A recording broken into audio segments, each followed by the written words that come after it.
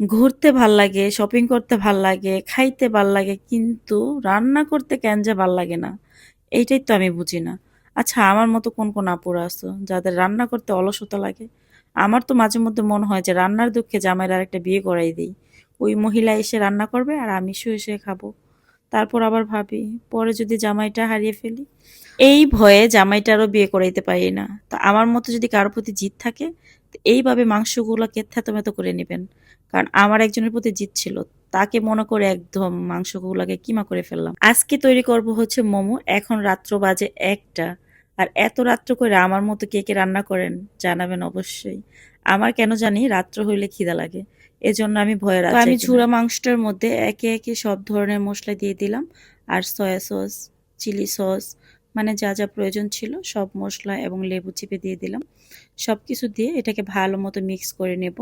আর এখানে দিয়েছি হচ্ছে তেলের মধ্যে পেঁয়াজ, রসুন, আদা, এটাকে ভালো করে ভেজে লাল, লাল করে তারপর এটাকে দিয়ে দিলাম। এটা দিতেই হবে। যারা মোমো বানান তারা তো অবশ্যই জানেন, আর যারা না জানেন তাদের জন্য আরকি বিয়ের পর ঠিক করে রুটি বেলতে পারতাম না। আর এখন দেখেন তো মোমোর জন্য রুটি বানাই ফেলছি। চিন্তা করা যায়? এই মোমোর শীট যদি আমার হাসব্যান্ড দেখে তাহলে ডাইরেক্ট নির্ঘাত আমার সাথে আমার হাজবেন্ড তো বলবে, যখন আমার জন্য রুটি বানাইতা তখন তো বাংলাদেশের মানচিত্র আঁকতা। এখন এত সুন্দর সুন্দর রুটি বানানো কই থেকে শিখছো তুমি? কাকে খাওয়াবা? কিন্তু বেটা তো বোঝে না যে আস্তে আস্তে যে মানুষ পরিবর্তন হয়। এখন আমি অনেক কিছুই পারি। আগে তো কোনো কাজই পারতাম না। মোমো বানানোটা আপনারা অনেকেই মনে করেন হয়তো অনেক কঠিন, কিন্তু একদমই না। মোমোর শিটটা যদি ভালো মতো তৈরি করতে পারেন তাহলে একদমই সোজা। মোমো ফার্স্টে আমি বানানোর সময় ভয় পাইতাম, মনে করতাম যে অনেক কষ্ট হয়তো। তারপর তো ভাই আমার অনেক ক্ষুধা পেয়ে গেছে, কারণ পাকের ঘরে আসলেই আমার আম খেতে হবে।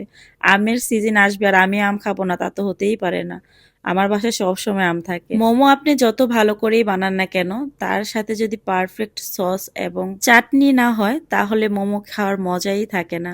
কারণ সস এবং চাটনি এই দুইটা যদি ভালো হয়, মোমো যেমনই হোক না কেন আর হেলদি খাবার খাওয়ার জন্য একটু কষ্ট তো করতেই হবে। এই মোমো তৈরি করতে আমার পুরো রাত চলে গেছে জানেন। আমার খুবই কষ্ট হয়েছে। ওদিন আমি পারি না যে কান্না করে ফেলি। এমন একটা অবস্থা ছিল। কিন্তু বাহির থেকে মোমো আমরা কিনে এনে খাই। ঘরের খাবার আর বাহিরের খাবারের মধ্যে অনেক তফাৎ, সেটা আমরা সবাই জানি। কিন্তু এই যে কষ্ট করার যন্ত্রণায় আমরা বাহির থেকে খাবার অর্ডার করে খাই। আমার তো জ্বর চলে আসছে, আর জ্বর আসলে আমার ঠোঁটের মধ্যে এরকম গোটার মতো হবে। এটা জানি না কেন হয়। অনেকে বলে যে এটা ভিটামিনের অভাবে নাকি হয়। তো এইদিকে আবার হাঁড়ি পাতিল এতগুলা নষ্ট হয়েছে, কারণ বুয়া আসবে সকালে। তো এগুলো যদি এভাবে রেখে দেই তাহলে রাত্রে তেলাপোকা আসবে। এর জন্য সবকিছু গোছানো শেষ, কমপ্লিট। এখন হচ্ছে খাওয়ার পালা।